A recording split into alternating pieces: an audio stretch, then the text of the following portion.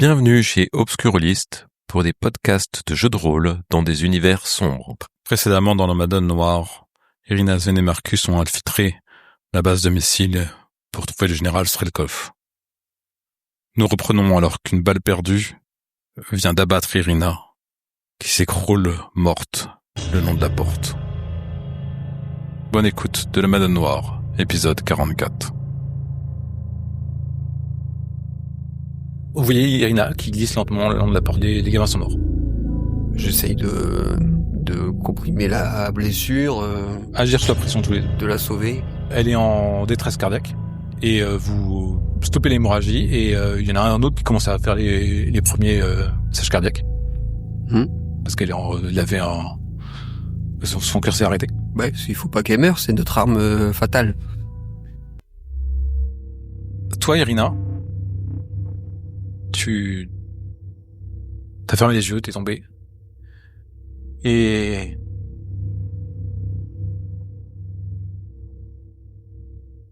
en face de toi, il y a ta mère. Elle est nue, avec des plaies partout sur son corps. La chair à vif qui saigne en permanence, purulente, tu sais, la peau qui n'arrive jamais à se reformer. Et elle te dit: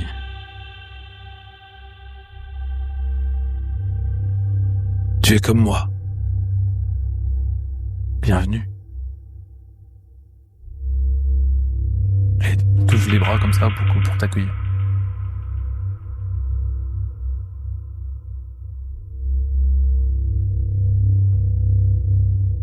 Je suis pas comme toi. En plus, je réservais mon truc. Il y avait quoi derrière la porte? Tu m'as amené dans un truc. Tu m'as menti. Tu m'as dit que c'était là, mais en fait, on est tombé avec des soldats. Tu nous as amenés pour qu'il m'arrive ça. Mais m'aider à quoi? Pour que je meure? Viens, ma fille. Non, mais réponds aux questions. Elle essaie de te tendre les bras pour voir si tu meurs. Non, je ne viens pas vers elle. Est-ce que t'as tendance à reculer ou pas? Si elle avance, oui. Ok, tu recules. Et elle te dit: mais viens, tu es ma fille. Et tu recules, elle s'avance vers toi. De toute façon, tu finiras bientôt par venir. Et à ce moment, tu te sens aspiré comme ça vers l'arrière, reprise vers le haut. Et tu ouvres les yeux et tu vois les deux qui sont en train de te faire un massage cardiaque. Et ce qu'il y a dans ton esprit, c'est qu'en fait, si t'avais accepté d'être ta mère, d'être ce qu'elle était, ce qu'elle avait fait, peut-être tu serais resté là-bas, peut-être tu serais pas remonté. Mais t'as choisi, peut-être, de vivre pour ne pas être elle. Et c'est ça qui t'a ramené. Donc vous êtes en train de faire le massage cardiaque à Irina, qui d'un seul coup, vous pensez qu'elle est... Ouais, ça fait longtemps. Ça fait longtemps, mais vous relayez en fait. Vous relayez à faire le massage cardiaque, ouais, parce que faut maintenir un rythme constant. Et au bout d'un moment, elle rouvre les yeux. Elle vous regarde, je sais pas ce que tu dis. Irina, on a eu très peur. Je sens la blessure, je sens quelque chose. Ouais, t'as mal. Ouais, tu as mal. Où? À ce niveau-là, juste en dessous. Puis un bon massage cardiaque, ça fait mal aux côtes. Hein. On appuie un peu fort quand tu fais un massage cardiaque. La porte. Qu'est-ce qu'il y a derrière cette putain de porte? J'ai besoin de savoir si elle m'a menti. Je me lève, je donne un coup de pied dans la porte. Ouais, En fait, pareil. la porte, elle est fermée à clé, et il n'y a plus de poignée. Je donne un coup de pied. Ouais, un gros coup de pied. Donc en fait, d'un élan, vous êtes tous les deux défoncés à la porte. Il y a Marcus qui se lève et qui donne un énorme coup de pied dans la porte et qui la défonce. Et toi, tu t'apprêtes à la faire, puis tu vois quand même qu'Irina, elle est pas super bien. Elle est comme ça, en train de se tenir sa plaie, donc que vous avez comprimé. Peut-être tu vas l'aider à se relever plutôt Si on est parti avec des commandos, j'ai bien un kit. Ouais, une petite Calme, chose vous pour avez comme ça, quelque chose commence à- pour Mais bon, elle est mal, quoi. la stabiliser. Je m'occupe d'elle, je lui déchire son La porte. chemisier et La porte explose et vous vous retrouvez dans une pièce. Elle est vraiment grande. Toi, c'est ce que tu vois, Marcus, parce que les deux autres sont derrière toi et un peu. Tu vois une pièce très grande avec une carte tactique qui montre la Russie avec des diodes qui s'illuminent un peu partout comme ça, rouge ou verte. Et il y a un bureau avec une carte papier, Il y a pas des drapeaux, mais presque, tu vois, vraiment un truc de tactique stratégique. Il y a quelques gamins qui sont là, qui te regardent. Et à côté d'eux, un petit homme basané, dans la quarantaine, qui porte un uniforme de général soviétique partait de décoration.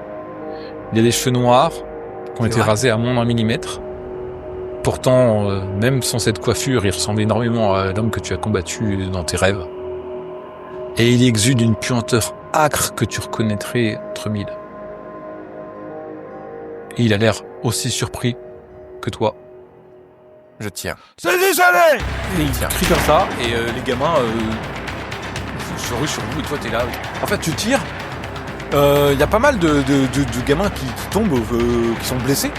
Puis au moment, devant tu balayes un peu la salle avec ton fusil d'assaut, et t'arrives devant ce que tu penses être le général, ce que tu penses être l'incarné, et clac, t'as ton arme où il n'y a plus de munition, où elle est enrayée, enfin où ça marche plus quoi.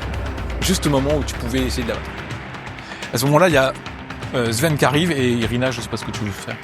Si je vois qu'il a des problèmes avec son arme, après je l'interpelle et je lui passe la mienne. D'accord, donc toi en fait tu vas rentrer dans la pièce et voir la situation pour découvrir Marcus qui est en train de tirer à vide. Et toi t'es arrivé et t'as vu, donc il y a des gamins qui sont devant vous, il y a certains qui sont blessés, d'autres qui sont pas encore complètement, ils sont pas tous éliminés. Il y a le général, ce petit homme replé en fait qui ressemble un peu à celui que t'as vu dans tes rêves, mais qui est taille complètement humaine si tu veux, et qui est devant vous et qui commence à vous vociférer en russe des ordres. Je le prends lui possible, j'essaie de le toucher. Ok, bah vas-y, alors on va faire t'essaies de tirer sur lui, Marcus clairement t'as pas ton arme, t'entends Irina qui semble t'interpeller. Mais après je m'en fous, je recharge mon arme. En fait tu comprends qu'elle marche pas. Elle s'est enrayée. Ouais. D'accord. Bah je jette mon arme et je sors mon pistolet et je tire au pistolet. Il semble ne pas vouloir s'occuper de ton arme, Irina, qu'est-ce que tu fais? Je l'ai interpellé ou pas? Ouais. Je me mets en retrait dans la pièce, l'autre, pas celle où il y a le colonel, parce qu'au cas où il y aurait des gamins qui viendraient m'attaquer moi, et que je les attends comme ça pour. J'ai pas envie qu'il y ait une balle perdue de ma part là où il y a trop de monde. Donc je me mets dans la pièce où on était et puis j'attends. C'est rare. S'il y a quelqu'un qui passe, essaie de le foutre. Donc en fait, vous tirez sur le général, puisque c'est celui que vous avez ciblé. Il semble ne rien avoir à faire de tes premières balles qui le percutent. Et toi, quand tu lui tires dessus, t'es pas convaincu d'avoir touché. Ouais. Et toi, tu lui tires dessus, et tu penses aussi d'avoir touché. Quoi. Vous pensez, mais tu en surpris parce qu'il bronche pas. À un moment, tu le vois, peut-être que quand t'as tiré, il se tourne vers toi. Sven. D'accord, il se tourne vers toi. Pendant ce temps-là, il y a les gamins qui continuent à vous assaillir en fait. Et il y en a certains qui commencent à passer derrière vous pour aller parce qu'ils ont bien vu qu'il y avait quelqu'un derrière pour aller chercher les autres individus. Ce qui va se passer, c'est que tu vas, Marcus, essayer d'agir sous la pression pour éviter les coups des gamins qui courent vers toi. Il y a un gamin qui se jette sur toi avec ce que tu dirais comme un gros couteau ou quelque chose comme ça. Il arrive pour t'empaler, quoi, pour te trancher, quoi. Et au dernier moment, alors que tu vois la lame tu l'avais pas vu en fait, tu t'es concentré sur le général, tu l'avais pas vu, il arrive par le côté, et tu vois au dernier moment du coin de l'œil la lame qui est prête à s'abattre sur ta tempe, quoi. Et tu évites au dernier moment la lame qui passe juste devant toi, qui t'es fait presque une éraflure, mais tu l'as réchappé. Donc ça te fait un atout utilisé. D'accord. Toi, pendant ce temps-là, Sven, tu vois le général qui te regarde, et tu vois les gamins qui courent vers toi. Et t'as tiré sur le général, tu penses que le gamin, tu l'avais vu arriver, tu vas pouvoir tourner ton fusil et tirer vers lui, et donc pour l'éliminer avant qu'il arrive. Est-ce que c'est ce que tu fais ou pas? Oui. Ok, tu le fais, et tu tires. Et à ce moment-là, tu réalises que c'est Jonas qui court vers toi. Après avoir tiré? Ouais, au moment où la balle... Tir réflexe.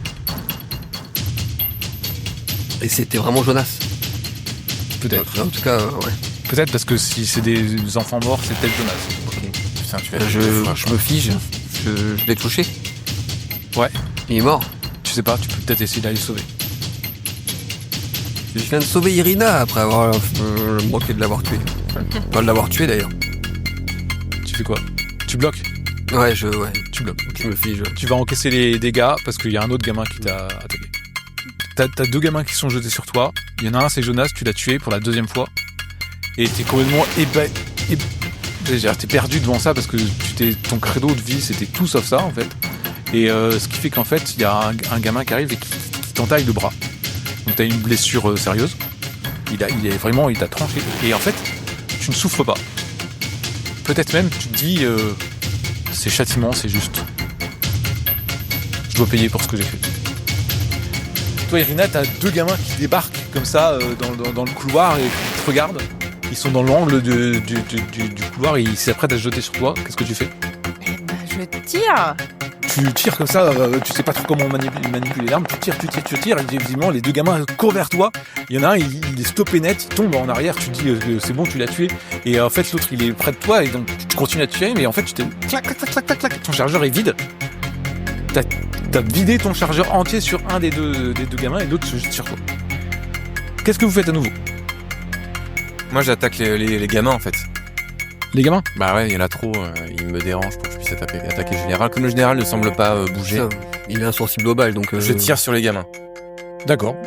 Bon tu tires sur les gamins qui sont devant toi, avec ton pistolet là. Mon pistolet, ouais. Ouais, tu tires, tac, tu vas te débarrasser des 2 gamins qui sont devant toi. Marcus. Zen. Moi, je pense que j'ai utilisé pas mal de balles de mon fusil d'assaut, donc je le jette, et je vais... Il y a un gamin qui est en train de te trancher le bras. Ah ouais, pardon. Je lui mets un gros coup de crosse dans la tête pour l'écarter, et après j'essaye de lui placer une balle. Ok, donc tu l'écartes de toi et tu lui tires une balle. Oui. Très bien. Quand tu relèves la tête, tu t'aperçois qu'il y a un Marcus qui est de l'autre côté. Vous êtes tous les 2 dans la pièce, il y a la grande table et il y a le général qui est derrière. Et il n'y a plus de gamin. Il y a plus de gamin. Irina, on a besoin de toi! Irina, toi t'as vidé ton chargeur et t'as le dernier gamin qui saute dessus, comme ça. Tu vois, il ouvre grand les dents, les mains, il n'a pas d'arme. Mais tu t'aperçois que son corps, en fait, il est constellé de clous rouillés, de pointes métalliques qui sortent de lui. Tu te penses qu'en fait, il va s'empaler sur toi, un peu comme ce qu'a fait Marcus sur l'autre incarné la dernière fois. Je vais... Alors au début, je voulais sortir mon couteau mais alors, je vais essayer de planter pour qu'il m'atteigne. Tu le plantes comme ça, il a l'air surpris. Tu le plantes, il a l'air surpris. Et avec ta main, tu fais un mouvement pour l'entailler, pour le découper en fait, comme ça. Et tu les viscères en fait, en quelque sorte devant toi. Et t'entends une voix dans ta tête qui fait « Oui, comme ça, comme pour ton père !» Enfin, ça m'étonne vraiment que j'ai réussi à faire ça, mais j'ai toujours le même état d'esprit. Je ne suis pas ma mère. Je refuse d'être ma mère. Je me suis défendue là. D'accord. Je suis pas folle. Est-ce que tu le cries ou est-ce que tu l'intériorises? Non, il y a personne là, donc non, je le pense juste. Tu penses Ouais, je peut-être que j'ai, si tu veux, je regarde. Il y a le gamin qui est tombé face contre terre. J'ai du sang, donc c'était mon sang plus son sang sur moi, donc j'ai plein de sang. Le couteau il est ensanglanté et peut-être que je le lâche parce que ça fait beaucoup là en peu de temps. Et je me dis non, je suis pas comme toi. D'accord. Puis, je suis un peu, après je regarde un peu les yeux dans le vague, avant de reprendre mes esprits. Vous êtes tous les deux face, Zen et Marcus, vous êtes tous les deux face au général. Qu'est-ce que vous faites? Je change mon fusil d'assaut. Moi, je fais demi-tour, je cours chercher Irina, puisque pour moi, il faut que ce soit Irina qui fasse le rituel, ou on a besoin d'elle. Si je recharge en l'appelant. Voilà. Moi, je cours l'aider. Je sais qu'elle est blessée. D'accord. Irina, vite, on a besoin de toi. Le général a bondi sur toi. Il saisit ton bras. Tu vois, il met la main sur ton bras qui est blessé. Et il commence à enfoncer son doigt dans ta plaie. Alors t'as extrêmement mal. C'est extrêmement douloureux en fait. Il t'enfonce son doigt, tu vois, il le tourne à l'intérieur de ta plaie, que tu vois vraiment. C'est un sadique ce Il général. enfonce de 3-4 cm de son doigt, il le tourne. N'importe quel humain tombe de douleur dans les vapes et toi tu le regardes, tu soutiens le regard. Quoi. T'en as rien à faire, t'es pris dans une transe démoniaque si tu veux en quelque sorte. Je lui mets un gros coup de tête. Tu tues le même enfant. Voilà, c'est ça. Je suis hors de moi, donc je lui mets un gros coup de tête. D'accord. Il est là, il a ma porte, Ouais. un gros coup de pied dans le nez. Vas-y, fais engager. Ok, tu lui donnes un énorme coup de tête. Et il se frotte un peu le front comme ça, il est surpris d'avoir quelqu'un qui répond de cette façon-là devant lui, quoi. Il est un peu étonné. Il y a Marcus qui est arrivé. Irina, je la prends dans les bras, j'essaie de la porter. On a besoin de toi, le général il est seul, il faut faire de la magie.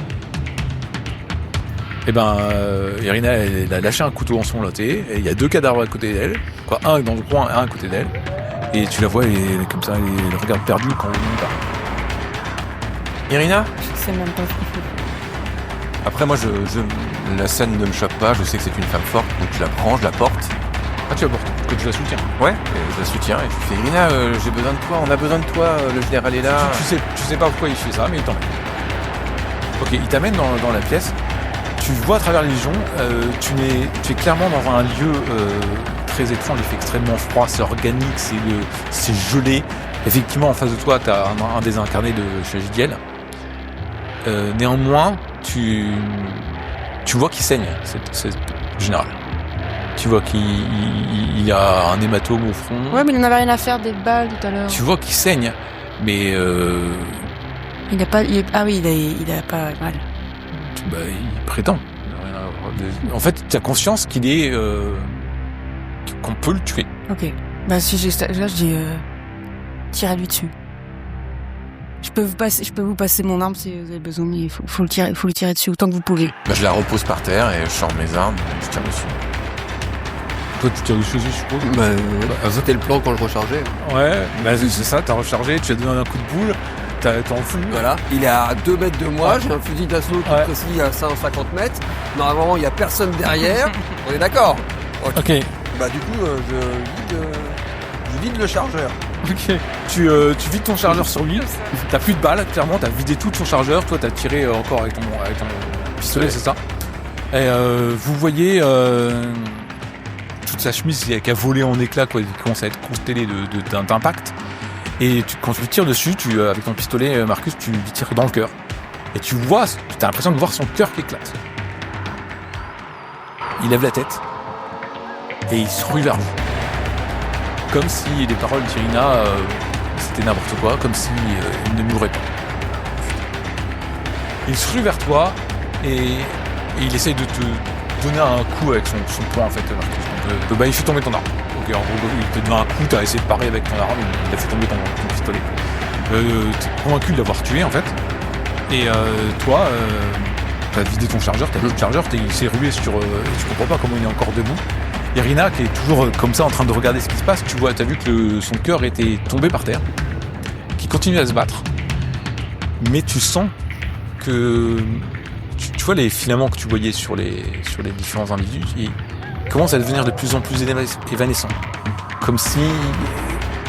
Oui, tu comprends qu'en fait, il n'est pas comme vous, il peut se battre même en ayant des membres en moins, des choses comme ça, mais ça ne veut pas dire qu'il n'est pas tuable. Tu comprends qu'il, malgré tout, malgré le fait que pour eux c'est un coin, ils seraient partir et abandonner, il ne faut pas qu'ils abandonnent. Voilà ce que tu comprends. Je prends le couteau, je vais dans la pièce et je me rue sur le cœur D'accord. et je plante avec mon couteau. Ok. Tu te rues sur la. Ah, quand ma tu mère prends qui va le couteau, arriver. tu te rues sur le cœur et tu commences à taper le cœur comme ça. Ça fait rien. Vous faites quoi vous? Elle est folle. Je recharge. Ok. Moi, je recharge, moi. Tu vas faire. Les bras. Ok. Mon atout. Donc je lui fais une clé de bras et il peut pas se libérer sans encaisser au moins un dégât. D'accord. Donc en fait, tu fais ta clé de bras. Il y a Marcus, tu fais ta clé de bras à les créatures qui est devant toi, qui devraient être complètement mortes. Toi, Sven, tu comprends pas, mais tu sais qu'il faut recharger et tirer de façon un peu automatique. Il y a Rina qui se rue sur le cœur de la créature qui est au sol et quoi, ce qui semble. Elle se rue vers quelque chose et elle commence à le taper du couteau. Vous voyez pas ce qu'il y a. Pour vous, il y a rien. Elle tape du couteau par terre. Et tu as fait un clé de bras au général et il se tourne et il regarde Irina. Et il a l'impression qu'il a envie de se diriger comme il crie, il hurle comme pour s'y diriger. T'as l'impression que toi, Irina, il a envie d'empêcher de faire ça. Et donc il tire et tire et tire. Toi, tu le maintiens extrêmement fort son bras. Il s'arrache le bras. Et il avance comme ça vers Irina avec un bras en moins, le sang qui coule de son bras. Et en fait, il avance et il tombe à genoux et il s'écroule sur le sol à quelques mètres d'Irina avant d'avoir pu atteindre son but. Complètement exsangue. Vous êtes dans cette pièce. Je vide mon chargeur sur lui. Moi, je retourne vers Irina voir si elle va bien. Clairement, il y a Irina et Sven qui vont pas très bien. Irina, en fait, la plaie est guérie. La plaie est stabilisée. Par contre, elle a un regard extrêmement décidé. Je sais pas si c'est le cas, hein, tu m'arrêtes, mais un regard extrêmement décidé. Peut-être même un peu possédé. Tu veux rajouter quelque chose ou pas? Décidé, oui. Déterminé. Déterminé. Est-ce que tu sembles habité par quelque chose ou pas? Non, parce que je veux pas être comme ma mère. Je suis pas habité, mais en fait, je suis vraiment Donc décidée. tu veux pas être comme ta mère. Donc en fait, tu Non, j'ai vas... essayé de tuer un être maléfique. Hein. C'est ça que j'ai essayé de faire. À chaque fois, soit je me suis défendue, soit j'essaie d'arrêter quelqu'un de particulièrement horrible de nuire. Donc je suis pas violente pour violence. La violence gratuite. En fait, tu vois que quand, le général est tombé, elle a arrêté. Peut-être même elle a lâché son couteau en le lâchant un peu violemment. Et tu vois, t'entends derrière toi Sven qui a tiré tout son chargeur un peu comme un démon sur le général. Et à ce moment-là, il a mal. Et tu vois, il tient son bras et il réalise, il y a un trou assez important dans son bras. Une pièce de monnaie si tu veux, parce qu'il a enfoncé son doigt l'autre, et puis ça saigne bien, c'est bien suintant quoi, il perd du sang. D'accord. Je vais d'abord soigner Sven et je reviens vers toi, Irina. Bah, je sors notre petite mallette et puis j'essaie au moins de... Avec l'équipement que vous avez, tu paries lui faire un bandage et de stabiliser comme vous avez fait pour Irina. Vous êtes dans cette pièce-là, donc ça sent un peu la poudre, hein. Ça sent le sang aussi. Tu m'étonnes. Vous avez les oreilles qui sont complètement vrillées, quoi. Vous avez eu les tirs dans un espace clos, même si vous aviez des Ah oui. Silencieux. Des silencieux, ça fait quand même du bruit, les éclats, les cris, les hurlements. Donc voilà, vous êtes dans cette pièce ici. Ce QG en fait, en quelque sorte. Vu les lieux, c'est un QG quoi. Et il fait extrêmement froid. Qu'est-ce que vous faites? Bah, j'aimerais voir s'il y a des trucs à récupérer avant qu'on parte. Des dossiers, des indices. Je regarde la carte, des choses qui pourraient nous aider pour le troisième général en fait. Une fois donc le troisième incarné, pardon. En fait, non, tu trouves des documents. Notamment, il y a la mise en place d'un coup d'État qui va être imminent. Donc c'est ce à quoi ils travaillaient. Quand tu regardes leur carte tactique, tu comprends assez rapidement. Et tu sens que ces documents-là, si tu ramènes à Villanova, ça va l'intéresser, parce qu'elle va pouvoir peut-être arrêter les intermédiaires, les choses comme ça, tu vois, parce que si c'est localement, à un endroit, il y a des militaires qui vont être basés, etc. Et tu comprends qu'en fait, les premières attaques, parce qu'il y a presque une chronologie en fait, seront dirigées sur Leningrad. Et donc tu penses que quelque chose va se passer à Leningrad. Quelque chose s'est déjà passé à Leningrad il y a longtemps, il y a peu de temps. Peut-être que c'est la piste te mène à Leningrad. Ok. Toi, tu viens de te stabiliser. T'as appelé quoi? T'as mis ta truc. Tu t'étais en train de recharger une énième fois ton fusil. Irina, tu fais quoi? Je me relève lentement et je vais regarder le corps de ce général.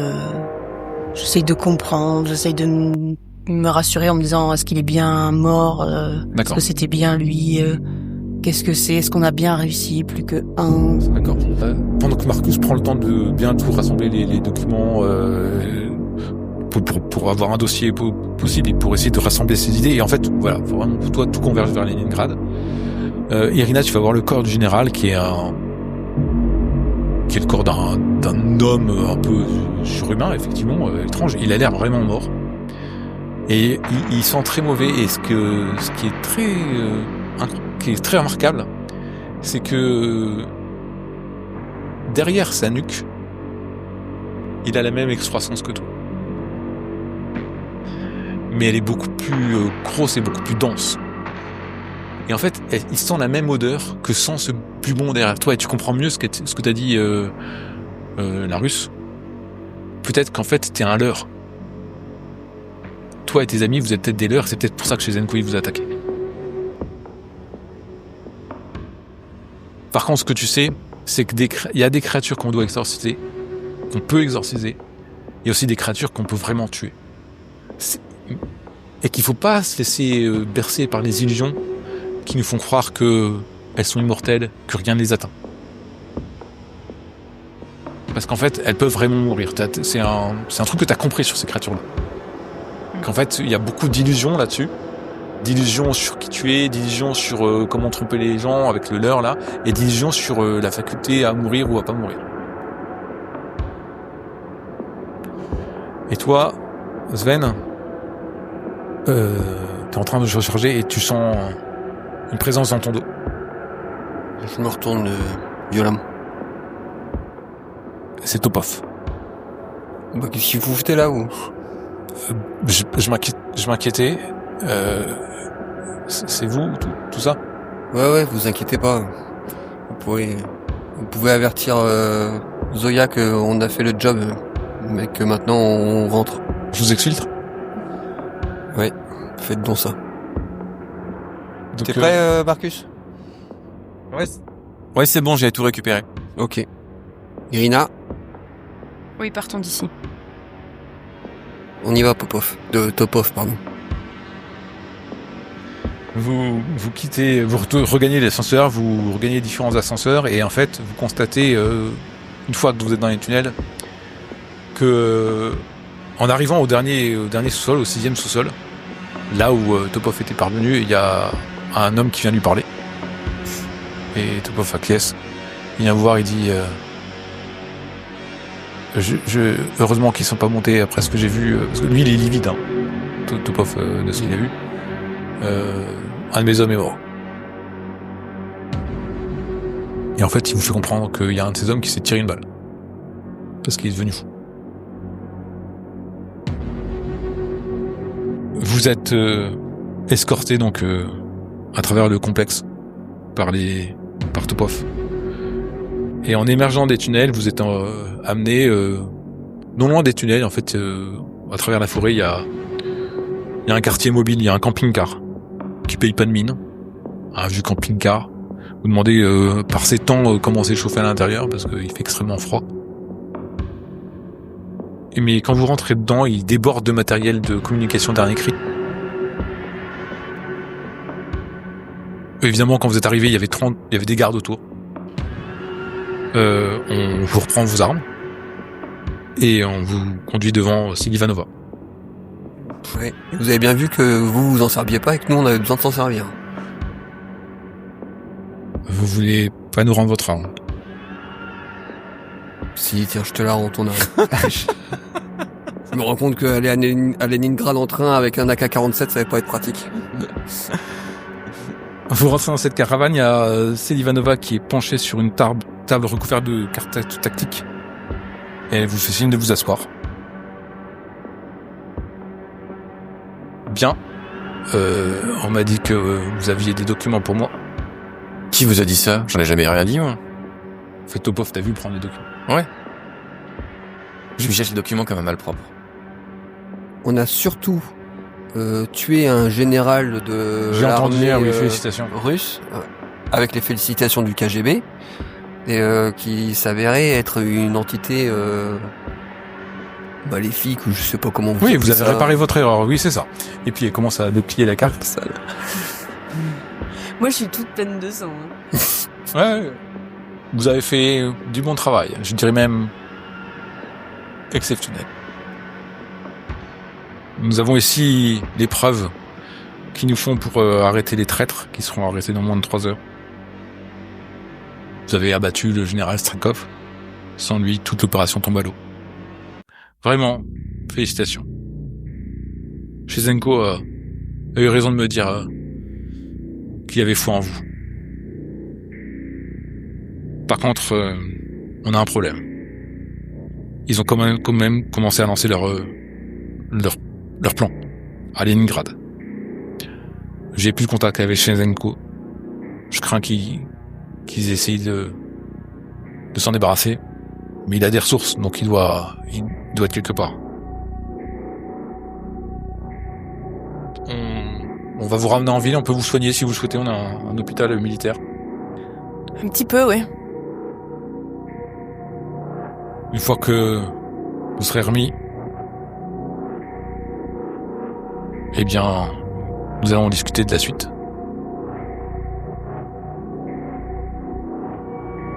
Vous avez des questions ? J'ai faim. On vous servira à manger. Apparemment, le 3e Lascar, il est à Leningrad. Vous confirmez? Ça coïnciderait avec les difficultés qu'on a là-bas et le fait que Shevchenko ait disparu. Si vous nous aidez, si on a la chance que vous nous aidez à Leningrad, on veut les meilleurs. Parce que il y a des soldats qui n'ont pas supporté ce qu'ils ont vu. Et là Je où vous avais prévenu, je vous avais dit que mes hommes n'étaient pas prêts à ce qu'ils allaient voir. D'accord, donc vous avez rien mieux que ça. On a tout fait, nous. On était 3 contre le... C'est pas un général, c'est autre chose. Vous avez vu dans quel état on est? Enfin... Ouais, la prochaine fois, on veut des lance-roquettes. J'ai failli laisser ma peau, en fait. Au passage. Vous avez failli peut-être vous révéler à vous-même. C'est-à-dire? Parce que les énigmes, ça va un petit moment, en fait.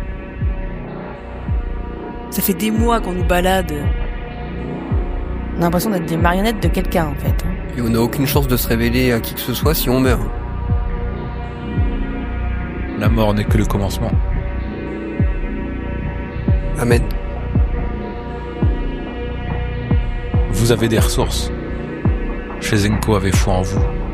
Vous m'avez démontré qu'il avait raison. Mais au final, vous auriez pu venir avec nous. J'ai beaucoup de choses à faire. Bien sûr. J'imagine. Ça fait beaucoup de pions à manipuler et à déplacer sur la carte. Si c'était si simple. Madame, mademoiselle,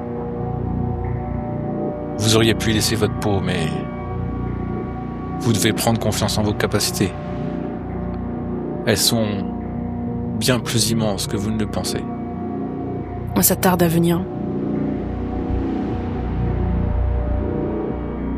Ne soyez pas impatiente. Profitez. C'est peut-être le meilleur ce que vous vivez en ce moment. Je la regarde pas. Je souffle et je regarde pas. Je me dis, putain, c'est quoi encore ce truc? La suite.